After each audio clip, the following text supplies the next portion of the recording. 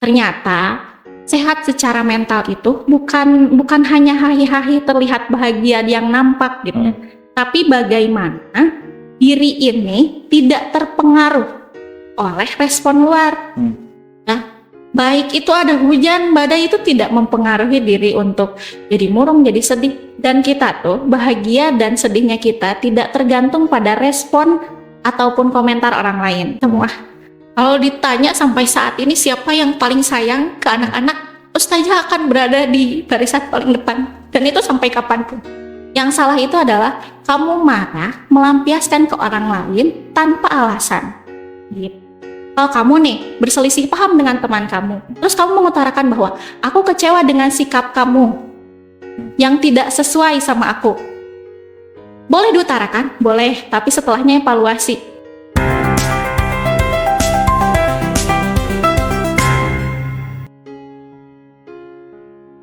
Assalamualaikum warahmatullahi wabarakatuh. Kembali lagi di Pokari Podcast Santri dengan saya Sauki Muhammad Fatih. Di sini saya akan kembali menjadi moderator di Pokari ini. Kali ini kita bareng-bareng bakal bahas tentang mental health seorang siswa. Nah, pernah gak sih kita ngerasa di kelas atau ketika kita belajar tuh kita pusing atau gak nyaman? Nah, mungkin dan itu kita gak bisa ngejelasin tuh, alasannya tuh kayak gimana. Nah, di sini kita bakal bedah bareng-bareng bersama salah satu guru kita, yaitu Bu Helga Dwi Palovi. Selamat datang Bu, selamat siang, selamat sore. Gimana kabarnya Bu, sehat? Iya, alhamdulillah sehat. Perkenalkan, nama saya Helga Dwi Palovi. Saya guru bimbingan dan konseling di Sekolah Cendekia Basnas, mengampu kelas 9, 11, dan 12. Jadi Bu Helga adalah salah satu guru di Sekolah Cendekia Basnas yang mengajar di kelas 9, 10, dan kelas 11. Itu adalah guru bimbingan konseling.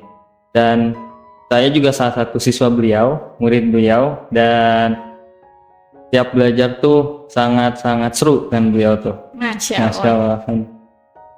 Gimana nih Bu? Kita bakal bahas tentang mental health. Menurut Bega, mental health itu apa sih? Baik, mental health ya, kesehatan mental.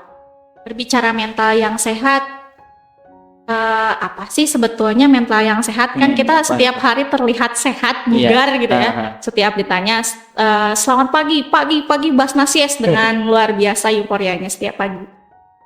Ternyata sehat secara mental itu bukan hanya hahi-hahi terlihat bahagia yang nampak gitu ya. Tapi bagaimana diri ini tidak terpengaruh oleh respon luar. Nah, baik itu ada hujan, badai itu tidak mempengaruhi diri untuk jadi murung, jadi sedih. Dan kita tuh bahagia dan sedihnya kita tidak tergantung pada respon ataupun komentar orang lain. Ya, kita dapat mandiri dengan memanage perasaan diri sendiri. Itu yang disebut dengan mental yang sehat. Jadi, mental yang satu adalah bagaimana kita merespon di lingkungan sekitar kita gitu. Iya, kita tidak tergantung tidak tergantung sama lingkungan kita kayak gimana. Nah, berarti mental yang sehat itu tergantung diri sendiri dong. Iya, karena bahagia dan sehat itu kita yang ciptakan. Terus misalnya nih, tapi kan ada misalnya teman saya, dia ngerasa lingkungan tuh sangat berpengaruh dengan kesehatan mental dia. Itu gimana tuh? Apakah misalnya emang pola pikir dia yang salah atau emang mental dia yang kurang sehat dan itu menandakan dia tuh gampang terpengaruh? Jadi itu salah satu indikator mental yang kurang sehat tuh gampang terpengaruh oleh lingkungan atau seperti apa dulu? Baik, kalau berbicara salah dan benar, tidak ada yang salah dalam perjalanan ya. Baik, jadi kalaupun ternyata warna di luar bisa mendominasi kita, berarti ada salah satu di dalam diri kita yang kurang kuat warnanya. Sehingga suka ada stigma gini, jangan main sama si itu nanti kamu terbawa pengaruh buruk. Jangan main sama si itu nanti kamu jadi nangis. Jangan dengerin omongan si itu nanti kamu jadi sedih, menyakiti diri dan lain-lain. Sebetulnya berarti warna diri kita yang kurang kuat sehingga kita mudah diwarnai oleh orang lain. Solusinya adalah penuhi diri kita dengan warna khas kita gitu. Tebarkan pesona kita sehingga pesona kita tidak apa ya, itu bahasanya, tidak mudah dikontaminasi oleh warna dan pesona orang lain. Kalau keluarga ngaruh gak sama mental health kita kayak? Sangat berpengaruh karena kita tuh sebetulnya kan proses pembentukan otak itu adanya kan, dan perkembangan janin itu sangat pesat. Jadi bagaimana ternyata kan ibu suka ngajarin PKBR ya, persiapan keluarga berencana bagi remaja. Nah itu adalah salah satu untuk membentuk generasi yang cerdas, yang tidak hanya pintar tapi juga sehat secara fisik dan sehat secara mental.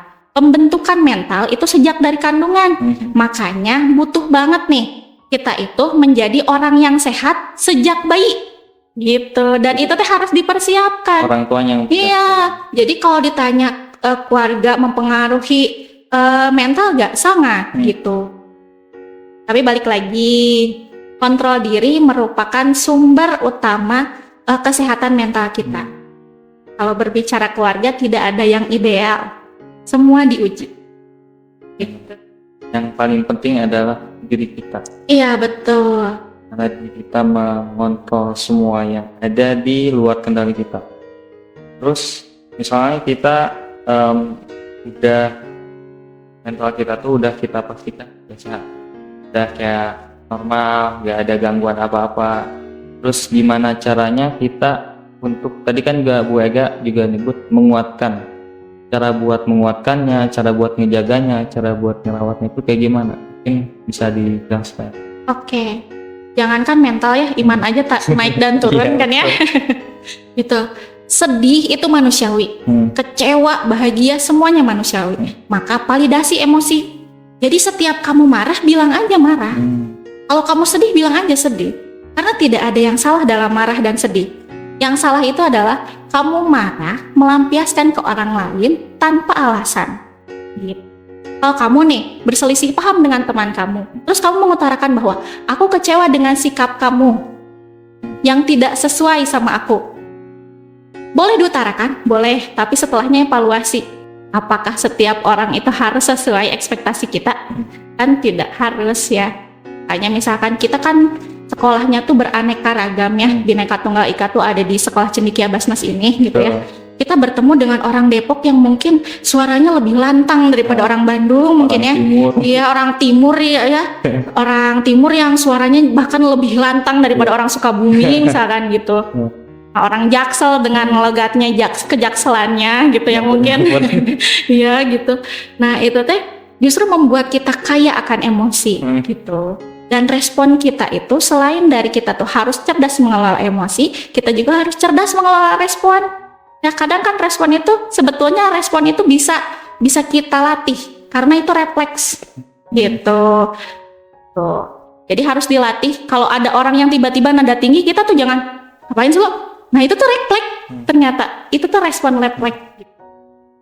Dan kita tuh latih dengan, oh iya, menyadari bahwa saya tidak tahu mereka tuh backgroundnya dari mana, dengan latar belakang seperti apa juga kita nggak tahu, maka kita maklumi bahwa mereka adalah orang baru dan mereka pun manusia. Jadi cara menjaganya tuh terus berlatih. Iya. Terus berlatih, terus memvalidasi juga. Iya. Kalau kita marah, ya marah. Iya. Terus luapin aja. Tapi setelah itu kita evaluasi. Nah, terus kalau misalnya kita udah ngelakuin itu semua, tapi tetap masih ada gangguan gitu, gak nyaman. Apalagi kan kita agak nyaman sama yang sedang terjadi. Karena kita udah berusaha buat memvalidasi, kita udah evaluasi, kita udah berlatih terus dilatih, tapi tetap aja kayak gitu, itu yang salah nih. Di situ apa yang salah? Oke. Karena kalian tuh masih remaja ya, kalian tuh masih masa peralihan dan jauh ya. Karena otak manusia tuh matangnya di usia 30 tahun loh. Gitu, kematangan emosi yang sangat amat gitu. Kita tuh menemukan jati diri sebagai manusia yang akhirnya arif dan bijaksana tuh nanti gitu.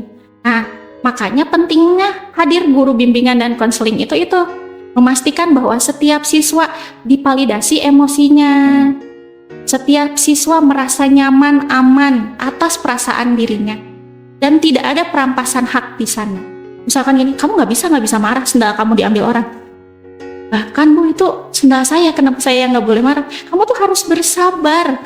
Seakan-akan sendal kita diambil, kita tidak sabar. Padahal itu yang menjadi hak kita gitu. Bukan tentang sabar ada porsinya dan lain-lain, tapi pandai menempatkan kapan kita harus ceramah, kapan kita harus memvalidasi gitu. Dan itu tuh perlu latihan.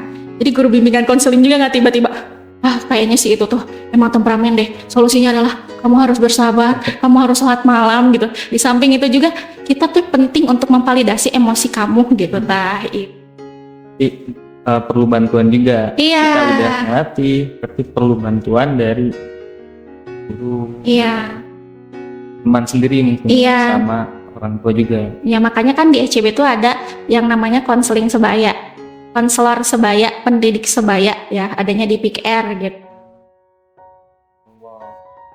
Jadi ternyata itu ya dan kita sudah membahas banyak mental health, cara gimana kita terus menjaga mental health itu seperti apa, faktor-faktor yang menyebabkan mental health kita itu terganggu, dan faktor-faktor yang kita bisa menjaga mental health kita itu apa sudah dijabarkan Boyega, terima kasih Boyega atas ilmunya yang sudah dibagikan kepada semua. Dan buat kalian yang sekarang mungkin merasa kurang nyaman sama dirinya sendiri, mulai validasi apa yang kalian rasakan, keluarkan saja, tapi jangan lupa dievaluasi.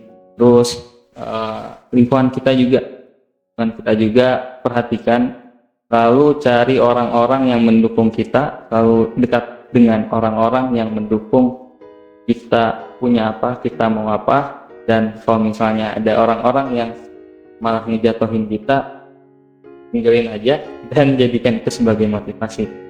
Mungkin terakhir nih Bu, ada closing statement nggak buat kita semua yang nonton atau Pesan mungkin ya untuk anak-anakku, solihah, dunia itu bukan tentang ekspektasi ya. Sakit hati itu sangat wajar dan manusiawi.